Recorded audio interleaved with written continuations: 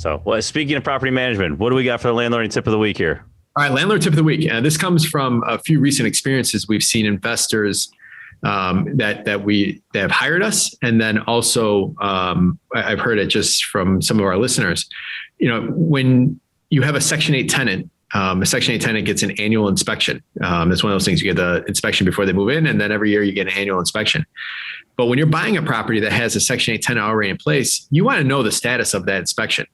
Now, it used to be prior to COVID, you got inspection got done about month 9 or 10 or 11. So you knew if the tenant moved in 9, 10 months ago, or anniversary was 9, 10 months ago, you knew it was due for inspection. So you can maybe ask those questions. But right now with COVID, everything got thrown off with when annual inspections got pushed back. So some places didn't get inspected for 15, 16 months.